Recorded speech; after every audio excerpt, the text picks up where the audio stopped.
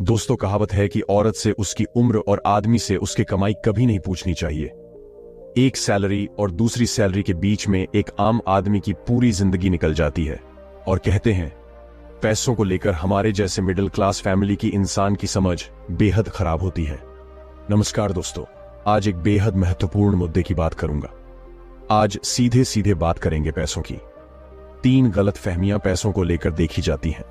पहली कि मेहनत करके पैसे बनाए जा सकते हैं, दूसरी शिक्षा से पैसे बनाए जा सकते हैं, और तीसरी अच्छी नौकरी पैसे की समस्या खत्म कर देती है।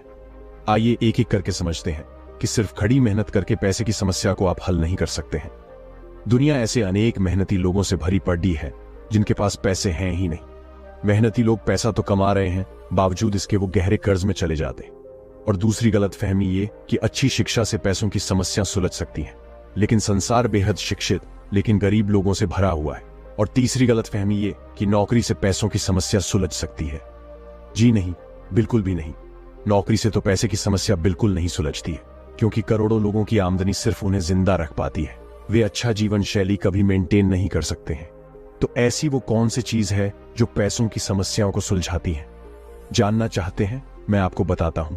वो है पैसों को लेकर आपकी समझ और सूझबूझ। खोलकर समझाऊंगा आज के इस वीडियो में। इस वीडियो को आखिरी तक जरूर देखना। दोस्तों, ये एक वीडियो आपकी जिंदगी में पैसों की दिक्कत काफी हद तक खत्म कर देगा। क्या पैसा बुरी चीज है? क्या पैसा आने से बुरी आदतें लग जाती हैं? क्या पैसा सभी बुराइयों की जड़ है? ये सवाल हमेशा से उठते आए हैं। जानते हैं क्या हमारे एजुकेशन सिस्टम का सबसे बड़ा फेलियर क्या है? और वो है ये कि स्कूल और कॉलेज में फाइनेंशियल एजुकेशन के नाम पर एक ही चीज दी जाती है, बाबा जी का ठुल्लू। जीवन की सबसे महत्वपूर्ण चीज पैसों के बारे में स्कूल में कोई बात ही नहीं कर रहा है। आप बताएं, आपने कब स्कूल में पैसों के बारे में कोई चैप्टर पढ़ा था? कौन सा टीचर सिर्फ आपको फाइनेंशियल एजुकेशन देने आता था? यह बेहद ही शर्मनाक है कि जीवन के सबसे जरूरी चीज के बारे में नॉलेज हमें सबसे अच्छी और बढ़िया उम्र में नहीं मिलती। यही वो एक उम्र है जिसमें सीखी बातें जिंदगी के अंत तक याद रहती हैं।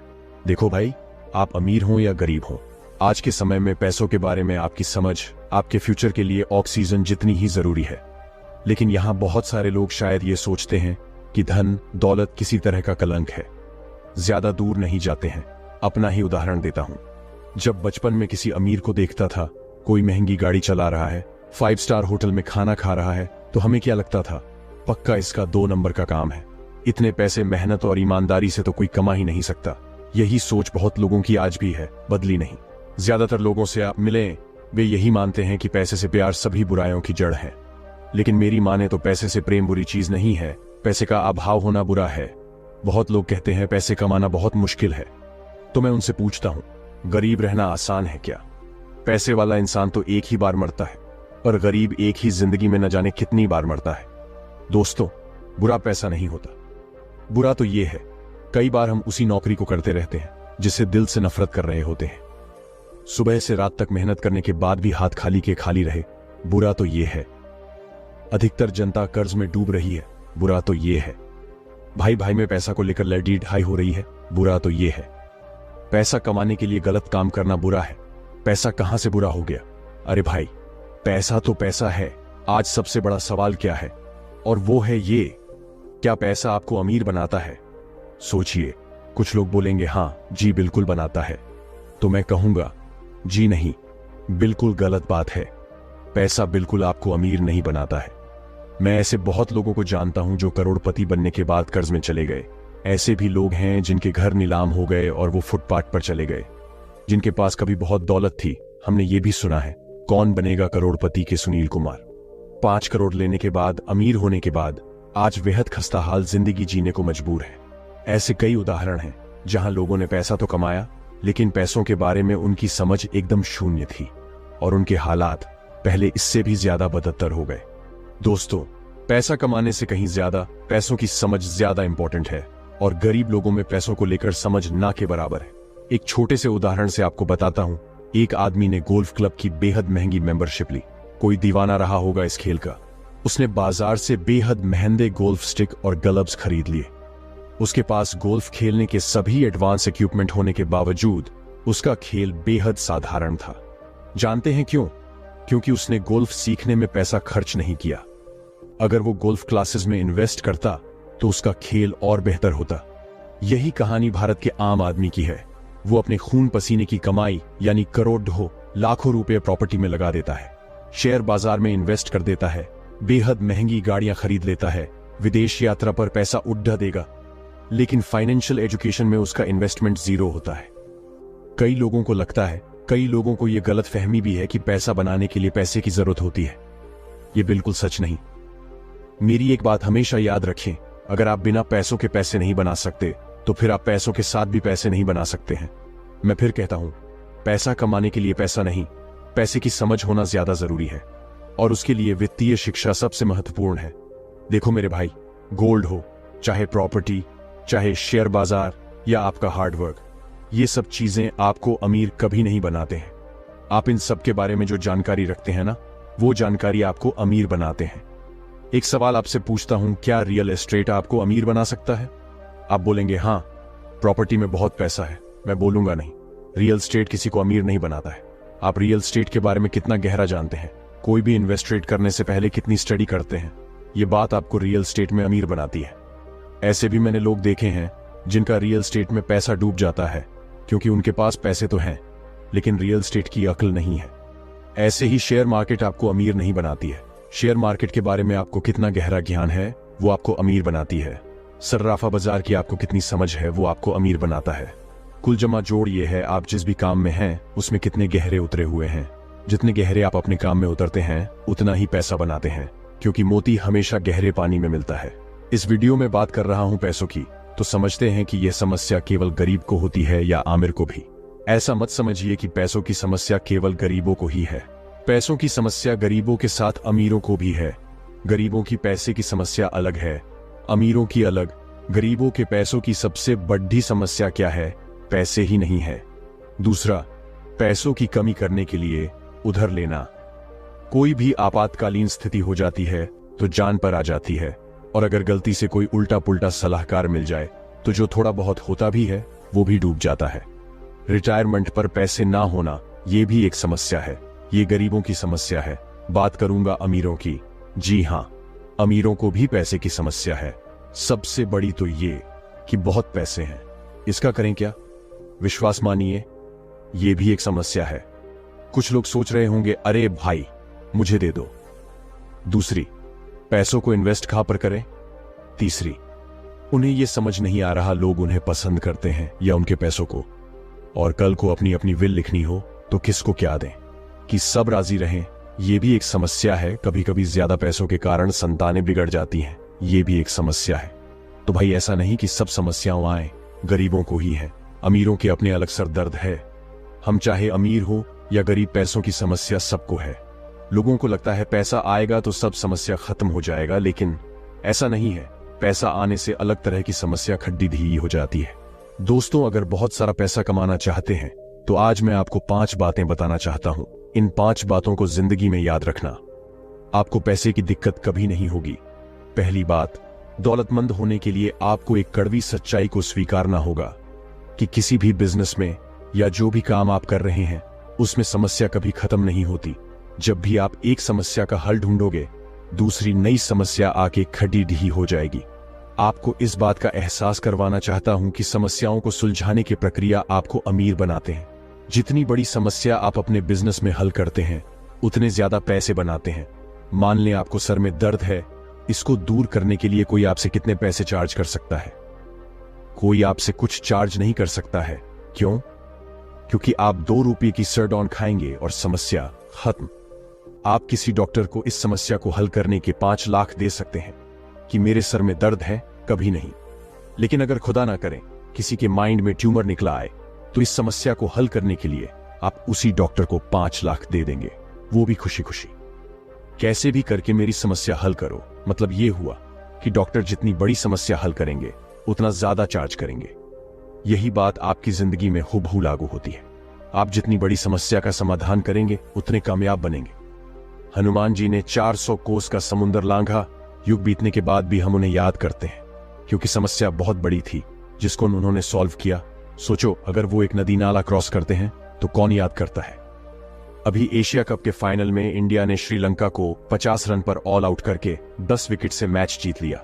इस मैच को कौन याद रखेगा? कोई नहीं, क्योंकि कोई बड़ी समस्या आपने सॉल्व नहीं करी। लेकिन क्रिकेट इतिहास दक्षिण अफ्रीका को याद रखेगा कि उन्होंने ऑस्ट्रेलिया के 434 रन को चेस करते हुए 448 बना डाले। सालों बाद भी इस मैच को हम याद करते हैं। कुल मिलाकर यह समझ आनी बहुत जरूरी है कि बिजनेस या जिंदगी में जितनी बड़ी समस्या को आप सुलझाते हो उतने महान बनते हो। अब समझाता हूं दूसरी बात। सभी नौजवान लड़के और लड़कियां जो मेरा इस वीडियो को देख रहे हैं, गौर से सुने।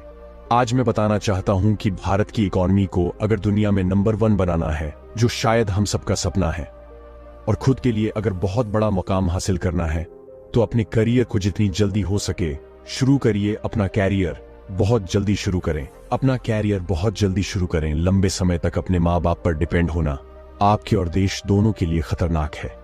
याद रहे, वॉरेन बुफेट ने अपनी पहली इन्वेस्टमेंट महज 11 साल की उम्र में की थी और कहते हैं कि मुझे और जल्दी शुरू करना चाहिए था, लेट हो गया। वर्जिन एटलांटिस के मालिक रिचर्ड ब्रेंसन ने मात्र 16 साल की उम्र में अपना करियर शुरू कर दिया।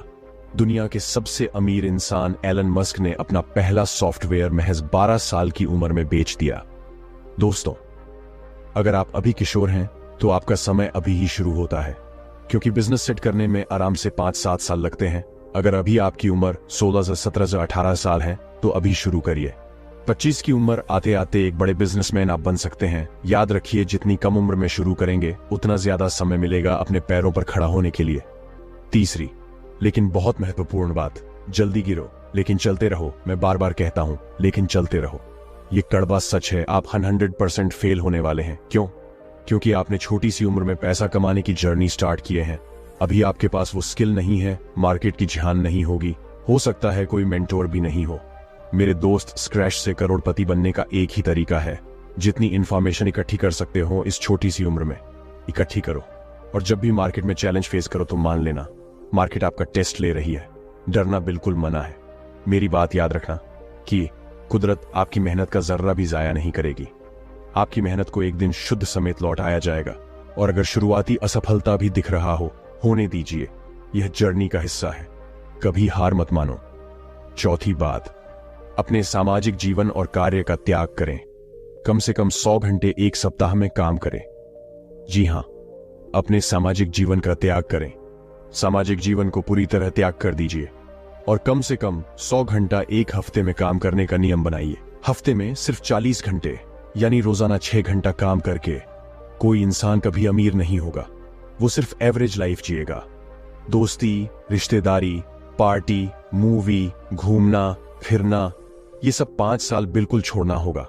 अमीर होने की ये कीमत तो दोस्त देनी ही होगी, लेकिन ये कीमत किसी भी हाल में आपको चुकानी ही होगी।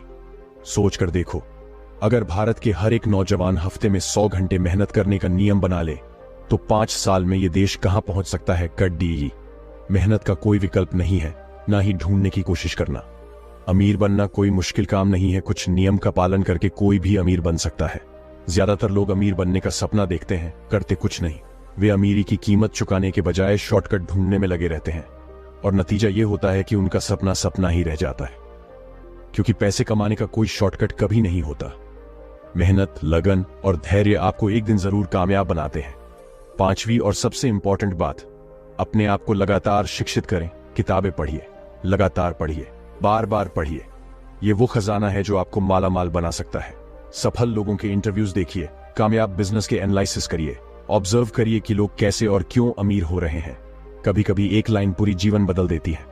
दोस्तों, बिकम अ सेफ लर्नर। सीखा हुआ ज्ञान कभी व्यर्थ नहीं जाता है। साथियों, वादा करिए कि खूब पैसा कमाएंगे और देश की इकोनॉमी को दुनिया की नंबर 1 इकोनॉमी बनाने में अपना पूरा योगदान है। तो दोस्तों, अभी हम आमिर कैसे बने बुद्ध की कहानी के माध्यम से जानेंगे, तो कहानी को शुरू करते हैं। दोस्तों, प्रकृति ने हमारे शरीर को 5 तत्वों से बनाया, लेकिन कलयुग के इंसानों ने उसमें एक तत्व और अधिक कर दिया, और वह है पैसा। पैसों से सब चीजें नहीं खरीदी जा सकती, लेकिन पैसों से बहुत कुछ खरीदा जा सकता है। एक संत प्रवचन दे रहे थे कि पैसों के पीछे मत भागो, यह माया का दलदल है, और इस माया के दलदल में जो फंस गया तो वह पूरी जिंदगी दुखी रहता है। और वहां बैठे सभी लोग इसी बात पर तालियां बजा रहे थे। उन्हें यह बात नहीं पता थी कि यह संत इसी बात को बोलने के लिए पैसा लेता है। यही तो माया का खेल है, जो कि इस दुनिया में बहुत कम लोग इस बात को जान पाते हैं, और जिसने जान लिया उसको इस माया ने बुलंदियों की चोटी पर पहुंचा दिया। दोस्तों, आज के समय में पैसा कमाना जितना मुश्किल नहीं है, उससे भी ज्यादा मुश्किल है पैसों को संभाल कर रखना। इस दुनिया में बहुत लोग ऐसे होते हैं जिनके पास कुछ पैसा क्या आ जाता है, वो लोग घमंड में हो जाते हैं। वो लोग पैसों के नियम को जानते ही नहीं है। आपने ध्यान दिया होगा कि सरस्वती की तस्वीर हमेशा बैठी होती है और लक्ष्मी की तस्वीर सीधी रहती है।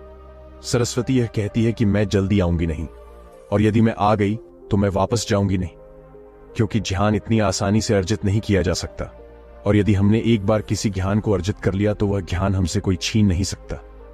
लेकिन लक्ष्मी का यह नियम होता है कि वह जल्दी आ भी जाती है तो जल्दी चली भी जाती है। यदि किसी इंसान को सही तरीके से रखना नहीं आया तो बहुत जल्दी उस घर से निकल जाती है। आज की इस कहानी के अंदर मैं आप लोगों को 6 ऐसे खर्च बताऊंगा जिसे आपको आज और अभी से ही बंद कर देना चाहिए, तो ही आप पैसों के सही नियम को समझ पाएंगे। आप कितना कमाते हैं यह जरूरी नहीं है, आप जितना भी कमाते हैं इसमें से आप अपना खर्चा इन 6 जगहों पर कम कर दो। धीरे धीरे आपके घर में धन रुकना शुरू हो जाएगा। आपको खुद को लगेगा कि सच में हमारे घर में पैसा रुकना शुरू हो गया है। और अमीर बनने का सबसे पहला रास्ता यही होता है कि अपने खर्च को कम कर दो और ज्यादा पैसा कमाने का तरीका ढूंढो। तो चलिए जानते हैं इस कहानी के माध्यम से कि वह कौन सी 6 चीजें हैं जहां हमें पैसा नहीं खर्च करना चाहिए। तो चलिए कहानी शुरू करते हैं। उससे पहले यदि आप भी महात्मा बुद्ध को दिल से मानते हैं और उनके भक्त हैं तो वीडियो को लाइक करके राजीव इंस्पायर्ड चैनल को सब्सक्राइब करें और कमेंट बॉक्स में नमो बुद्धाय जरूर लिखें। यह हमारे लिए आपका आशीर्वाद होगा। एक बार की बात है, एक गांव में 2 औरत रहती थी। एक के पास एक भैंस थी और एक के पास एक बकरी थी। जिसके पास भैंस थी वह औरत सही तरीके से किसी भी चीज को संभाल कर रखना नहीं जानती थी। उसकी भैंस दूध तो बहुत देती थी, लेकिन उसने दूध की कीमत जानी ही नहीं, और वह दूध घर की बिल्ली को पीला देती थी। उस दूध को ऐसे ही खर्च कर देती थी। दूध को सही तरीके से उपयोग में कैसे लिया जाता है वो औरत जानती ही नहीं थी। और जिसके पास बकरी थी वह दूध की कीमत जानती थी, और वह दूध के एक एक बूंद को बचा कर रखती थी और उसे दही जमा कर घी निकाल लेती है, और धीरे धीरे वह बहुत सारा घी इकट्ठा कर लेती है। अब जिसके पास भैंस थी उसने दूध की अहमियत कभी जानी ही नहीं थी। उसने कभी भी दूध से घी निकालने के बारे में सोच ही नहीं थी। फिर एक दिन उसके घर में कुछ मेहमान आ जाते हैं, और मेहमानों को तो रूखी रोटी नहीं खिलाया जा सकता, ये तो आप हम सभी जानते हैं। तो इसीलिए वो औरत उस औरत के पास जाती है जिसके पास बकरी थी। उस औरत के पास से 1 पाव घी ले आती है। वह औरत यह कहकर घी लाती है कि मैं जल्द ही अपनी भैंस का दूध निकालकर घी निकालूंगी तो मैं तुम्हें तुम्हारा घी वापस कर दूंगी।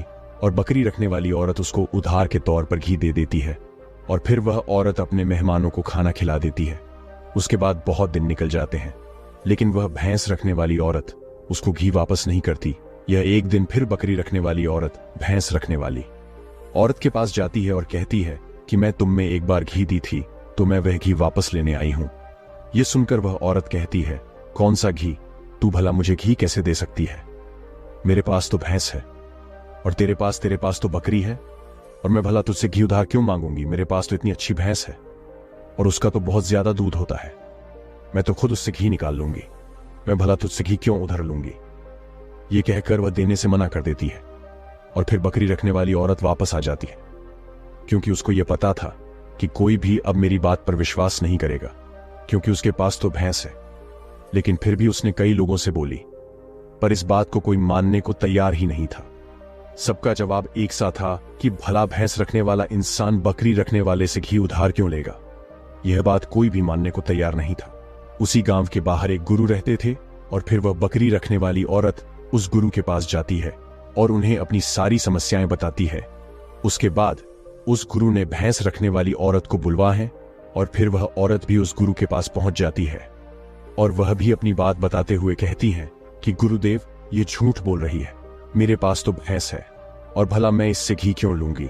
अब उस गुरु को इसका फैसला करना था कि क्या सच में भैंस रखने वाली औरत बकरी रखने वाली औरत से घी उधार ली है या नहीं, क्योंकि बकरी का दूध तो बहुत कम होता है और भैंस का तो बहुत ज्यादा होता है।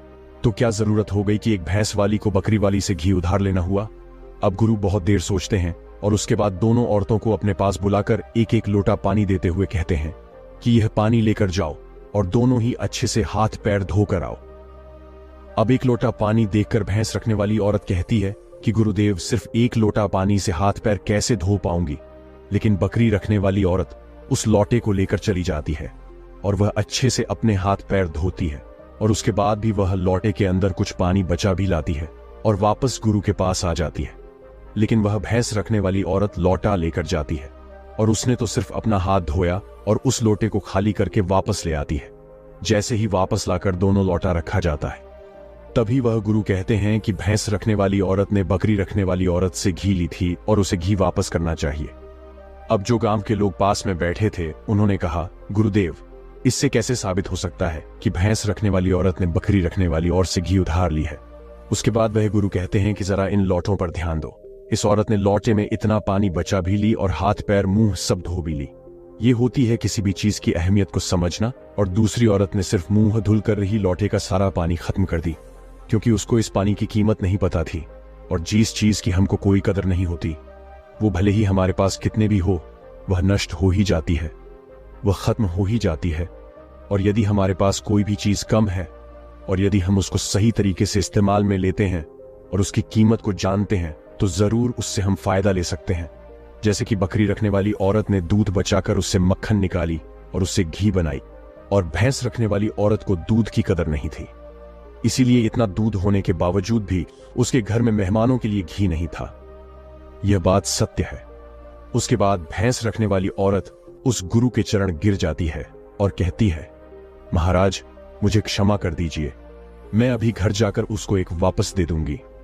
उसके बाद वह गुरु कहते हैं कि बूंद बूंद से सागर भरता है। हमारे पूर्वजों ने यह कहावत यूं ही नहीं बनाई। हमारी छोटी छोटी बचत हमारे भविष्य में एक महत्वपूर्ण लाभ बनकर हमें मिलती है, और ये बात बहुत ही कम लोग जान पाते हैं। और यही बात हमारे घर में लक्ष्मी पर लागू होती है। यदि हम लक्ष्मी को बचाएंगे तो वही लक्ष्मी हमें भविष्य में अधिक लाभ बनकर मिलेगी। तो दोस्तों की कहानी तो आपको समझ में आ गई होगी। तो आइए अब जानते हैं वह 6 खर्चों के बारे में जो हमें आज से ही बंद कर देना चाहिए। सबसे पहला खर्च है दिखावे का खर्च। आपके अगल बगल में किसी ने महंगी कार ले ली, तो अब आपके मन में जलन होने लगती है कि मुझे भी जल्द ही कार लेनी है। और यही दिखावे का खर्च आपको पूरी उम्र गरीब बनाकर रखता है। दोस्तों, हम में से ऐसे बहुत से लोग होते हैं जो सिर्फ दिखावे के चक्कर में ही बहुत सारा ऐसा सामान उठा ला, जैसे कि दूसरों के सामने अपना रुतबा अधिक हो सके। कार ले लेना, महंगे जेवर ले लेना, महंगे मोबाइल ले लेना, या फिर ऐसी कोई महंगी चीज खरीद लेना जिसकी हमें हमारी जिंदगी में कोई जरूरत भी नहीं होती। और जब उन्हें कोई समझाता है तो कहते हैं, हम किसी से कम हैं क्या? वह लोग यह नहीं समझते हैं कि इससे हमारा सिर्फ नुकसान होता है, न कि कुछ फायदा। यदि आपको सच में अमीरी के रास्ते पर चलना है तो यह सारे खर्चे सबसे पहले आपको बंद करना होगा और वहीं पैसा कहीं इन्वेस्ट करना सीखना होगा। मैं ये नहीं कहता कि आप अपने शौक पूरे ना करें। मेरे कहने का मतलब यह है, जिस चीज की आपको जरूरत है बस आप वही लो। किसी को देखकर कोई सामान बिल्कुल न ले। दूसरी बात है कंपनियों के स्कीम से दूर रहना। अपने सामान की बिक्री अधिक करने के लिए अलग अलग ब्रांड की जो कंपनियां होती हैं, वह लुभाने की एक स्कीम लाती है, लेकिन यह उनकी मार्केटिंग करने की रणनीति होती है जो हम लोग समझ नहीं पाते। और बहुत सारे लोग अलग अलग स्कीम के चक्कर में आकर अब चीज भी खरीद लेते हैं जिसकी उन्हें जरूरत भी नहीं होती। यदि हम मार्केट में जाते हैं और हमें पता चलता है कि 50% डिस्काउंट के अंदर वॉच मिल रही है, बल्कि हमारे घर में तो 2-4 वॉच रखी हुई हैं, लेकिन फिर भी हम उस वॉच को खरीद लेते हैं। हम लोग ये नहीं समझते कि ये सब मार्केटिंग करने की रणनीति होती है। इससे हमें फायदा नहीं होता, बल्कि कंपनी को ही फायदा होता है। इसीलिए ऐसे शौक कभी ना पाले, क्योंकि यही गरीब होने का सबसे महत्वपूर्ण कारण भी होता है। क्योंकि जी चीज की हमें जरूरत भी नहीं है और उसी चीज में हम लक्ष्मी को खर्च कर देते हैं, तो उससे हमारे घर की लक्ष्मी नाराज हो जाती है और फिर धीरे धीरे हमारे घर से निकलने लगती है। तीसरा खर्च है कर्ज। आज के समय में ज्यादातर लोग कर्ज लेकर महंगी महंगी चीजें खरीद लेते हैं, जैसे कि कार, बंगला, मोबाइल, और फिर उसका पैसा भरते रहते हैं। जैसे कि आजकल हम लोग क्रेडिट कार्ड का इस्तेमाल करते हैं। क्रेडिट कार्ड हमें पैसे खर्च करने के लिए कहता है। जो पैसा हमारे पास है या फिर जो पैसा हमारे पास आने वाले हैं और उस पैसे को हम खर्च कर देते हैं। तो जरा सोचिए कि हम अमीर कैसे बन पाएंगे। जो पैसा हमारे पास आया ही नहीं, उस पैसे को भी हम खर्च कर देते हैं और हम अमीर बनने के बारे में सोचते हैं।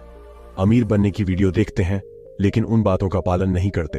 और बहुत लोग तो ऐसे भी होते हैं जो लोन लेकर जमीन खरीद लेते हैं और ये सोचते हैं कि जब हमें इसमें फायदा होगा तो हम लोन वापस कर देंगे।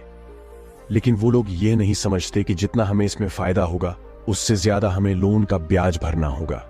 तो दोस्तों, ऐसा काम कभी ना करें। कर्ज लेकर कोई भी चीज ना खरीदें। चौथी और सबसे अच्छी बात यह है कि आप अपने पैसों को कैश में रखकर ही खर्च करें। कभी भी मोबाइल फोन के किसी भी ऐप का उपयोग करके पैसा खर्च ना करें। आपको शायद पता नहीं होगा कि आप कोई भी सामान खरीदते हो और फिर फोन से पेमेंट करते हो तो आपको आपके पैसा खर्च होने का ज्यादा तकलीफ नहीं होता, क्योंकि वो पैसा आपके जेब से नहीं जा रहा। लेकिन वहीं पर यदि आप अपने जेब से पैसा निकालकर खर्च करते हैं तो आपको महसूस तो होगा कि यार पैसा खर्च हो रहा है। अगर आपको यकीन ना हो तो आप ऐसा करके देख लेना, मार्केट जाना और फिर किसी भी सामान का पैसा अपने फोन से पे करना, जिससे आपको ज्यादा महसूस नहीं होगा कि आपका पैसा खर्च हो रहा है। लेकिन जिस दिन आप अपने जेब से पैसा निकाल कर दोगे तो उस दिन आपको जरूर लगेगा कि यार पैसा जेब से जा रहा है, मेरा पैसा खर्च हो रहा है, ज्यादा पैसा खर्च हो रहा है। पांचवी बात आपको ध्यान रखनी है, अपनी भावनाओं पर काबू रखना है। अगर आपको कोई चीज पसंद आ रही है और आप उसे खरीदना चाहते हैं तो सबसे पहले यह देख लें कि वाकई क्या इस चीज की आपको जरूरत है, क्योंकि बहुत से लोग कोई चीज पसंद आने पर उसे तुरंत खरीद लेते हैं। कई बार तो ऐसा भी होता है कि कोई स्कीम वाले आते हैं जो हमें लुभाने वाली चीजें लेकर आते हैं और हमें वह चीज पसंद आ जाती है और हम उसे तुरंत खरीद लेते हैं। तो हमें ऐसी चीजों को लेने से बचना चाहिए। हमें ऐसी चीज नहीं लेनी चाहिए, बल्कि हमें सिर्फ ऐसी ही चीज लेनी चाहिए जिसकी हमें जरूरत हो। छठी और आखिरी बात यह है कि कभी भी कोई भी शौक ना पाले। आपको शायद इस बात का पता होगा कि हमारी दुनिया में महंगाई का सबसे महत्वपूर्ण कारण शौक है। आज के समय में नॉर्मल 10,000 का फोन आ रहा है और वहीं पर 2 लाख का भी फोन आ रहा है। दोनों में फर्क इतना है, किसी को 10,000 का फोन रखने का शौक है तो किसी को 2 लाख रखने का शौक है। हाँ, यहां पर आदमी की अमीरी भी दर्शाती है, क्योंकि अमीर आदमी महंगा फोन रखेगा तो लगेगा कि वह अमीर है। तो ये शौक ही तो हुआ, शौक है तभी तो उसने महंगा फोन रखा।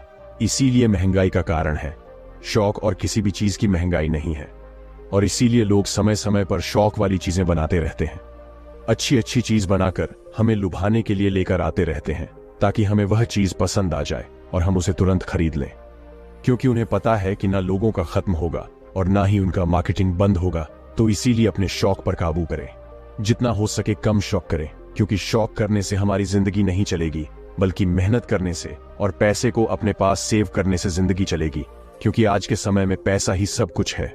भले ही आज के समय में हमसे कितने भी लोग यह बात कहते हैं कि पैसा ही सब कुछ नहीं होता, लेकिन यदि उनकी जिंदगी में सही तरीके से ध्यान रखकर देखा जाए तो उनके लिए पैसा ही सब कुछ होता। वह पैसों के लिए ही इधर उधर भाग रहे हैं और हमें कहते हैं पैसों के पीछे मत भागो। तो दोस्तों, इस वीडियो में कुछ फिजूल खर्च बताने की कोशिश की है हमने, ताकि उन खर्चों को आपको कंट्रोल में करना चाहिए, ताकि आपके पास पैसा बचे और जरूरत के समय वह पैसा आपके काम आ सके। और वह पैसा जब जरूरत के समय हमारे काम आता है तो हमारे दिल को जो शांति मिलती है वह सच में बहुत ही अद्भुत शांति होती है। तो दोस्तों, यह कहानी आप लोगों को कैसी लगी कमेंट कर